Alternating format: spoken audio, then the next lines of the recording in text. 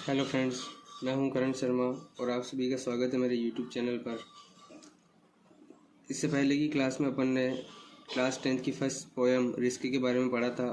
आज स्टार्ट करते हैं अपन second poem my good right hand. My good right hand, मेरा दाहिना सीधा हाथ। ये जो पोएम है ये चार्ल्स मैकन ने लिखी है, जो कि स्कॉटलैंड के एक जर्नलिस्ट है। इस पोएम के अंदर उन्होंने खुद के एक्सपीरियंस को शेयर करके बताया है कि जब उनका बुरा समय चल रहा था तब किसी ने उनकी सहायता नहीं की और किस तरह उन्होंने खुद पर विश्वास करके, इस जो पोएम का नाम है मेरा दाहिना सीधा हाथ, इसका मतलब है उनका खुद के ऊपर विश्वास करना। तो उनको किस तरह से उन्होंने खुद पर विश्वास करके मेहनत करके वो जो समस्या उनकी चल रही थी उनसे ऊपर उठे। चलिए शुरू करते हैं। I fell into grief and began to complain. Fell into, जब मैं दुखों से भर गया। ग्रीफ का मतलब होता है गरीबी। जब मैं गरीबी से पूरा भर गया, जब मैं दुखों से पूरा भर गया।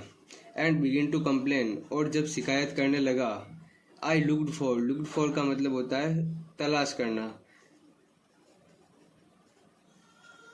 And I looked for a friend, और जब मैं एक फ्रेंड की तलाश कर रहा था। But I sought him in van, और मैंने ये सब बर्बाद पाया, मतलब मुझे कुछ भी नहीं मिला।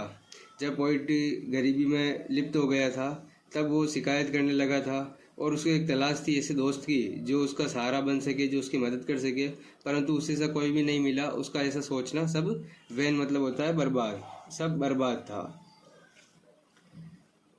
कंपेनियंस वर शाय, कंपेनियंस मतलब होता है मित्रगण, दोस्त। कंपेनियंस वर शाय, जो उसके दोस्त थे वो उसकी सहायता करने से, शाय का मतलब वैसे तो शर्माना होता है परंतु यहाँ पर इसका मतलब है कतराना। जो उसके कंपेनियंस थे, जो उसके दोस्त थे, वो सब उसकी सहायता करने से कतरा रहे थे। एंड एक्विंटेंस वर कोल्ड, और जो एक्विंटेंस का मतलब होता है परिचित होना, पर कोल्ड का मतलब वैसे तो होता है ठंड, लेकिन यहाँ पर आता है उदासीन। मतलब जो उसके जितने भी परिचित थे वो सब उदासीन हो गए थे, मतलब उनकी कोई भी प्रतिक्रिया नहीं आई उसकी सहायता करने के लिए। They gave me good council, council का मतलब होता है सलाह देना। उन्होंने मुझे अच्छी सलाह तो दी। पॉइंट बताता है कि they gave me good council, उन्होंने मुझे अच्छी सलाह तो दी। बट रेम्ड देयर गोल्ड, परंतु गोल्ड का मतलब यहाँ पर है पैसा, मतलब पैसों की सहायता करने से वह मुकर गए। और इसका मतलब होता है घबरा जाना, मतलब वो पैसों की सहायता करने से घबरा रहे थे।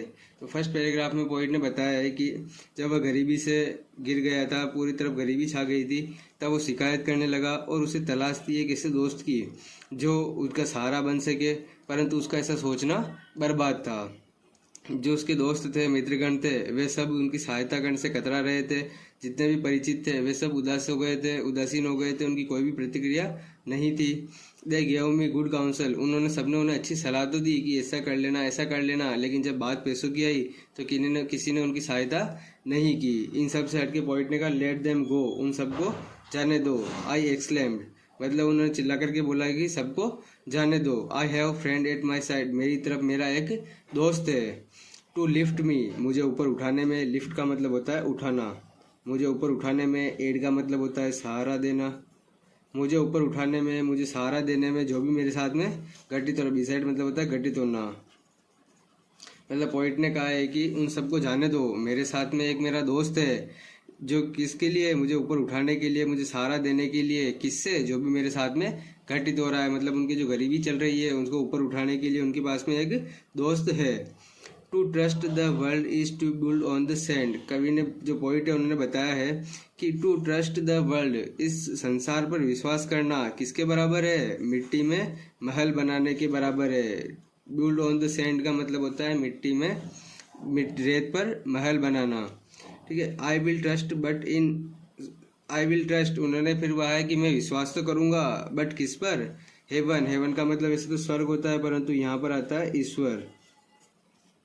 उन्होंने कहा है कि मैं विश्वास तो करूंगा बट किस पर? ईश्वर पर। और माय गुड राइट हैंड, मतलब अपने आप पर, स्वयं पर। माई करेज रिवाइव, जब से उन्होंने ऐसा सोचना स्टार्ट किया कि किस पर विश्वास करूंगा, स्वयं पर, तब से जो उनका साहस था वो रिवाइव होने लगा, मतलब वो वापस से ऊपर उठने लगे, उनका जो सांस था जो उन्होंने खो दिया था वो वापस से आ गया। इन माई फॉर्चून डिस्पायर, उनके जो दुर्भाग्य था उसके अंदर भी जो उनका सांस था वो वापस से ऊपर उठ गया।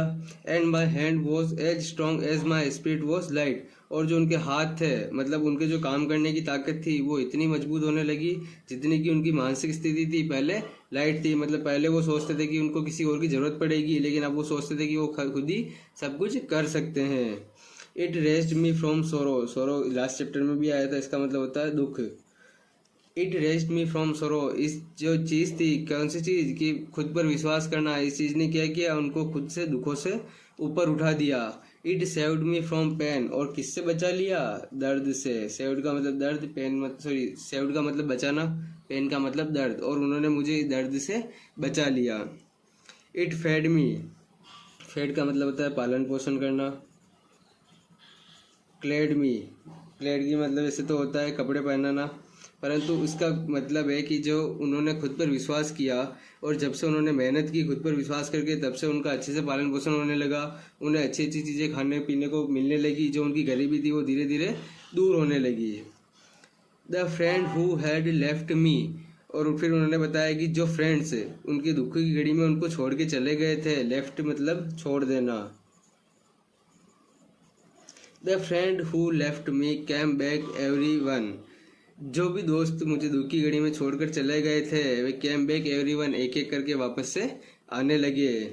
And darkest adviser looked bright as the sun, और जो डार्केस्ट एडवाइजर थे, डार्केस्ट एडवाइजर का मतलब होता है बुरी सलाह देने वाले, जो मतलब सामने से तो अच्छा बनते हैं लेकिन पीठ पीछे बुरी सलाह देते हैं, अपने को गलत काम में जाने के लिए बोलते हैं, वो भी धीरे धीरे क्या होने लगे, लुक्ड ब्राइट, एकदम सामने से अच्छे दिखने लगे।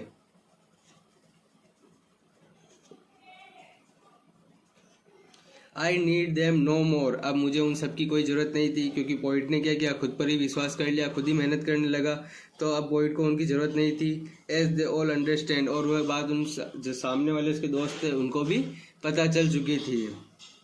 आई थैंक दी, दी का मतलब होता है यू, यू लिखो चाहे दी लिखो एक ही बात है। आई thank you, I trust you, my good right hand, और लास्ट में पोइट ने क्या बोला है, आई थैंक यू, किसको बोला है, माई गुड राइट हैंड को, मतलब अपने आप को स्वयं को, अपने आप को स्वयं को। माई गुड राइट हैंड इसका मतलब है स्वयं पर या अपने आप को खुद पर विश्वास होना, तो उन्होंने अपने आप को थैंक यू बोला है इस चीज़ से ऊपर उठने के लिए।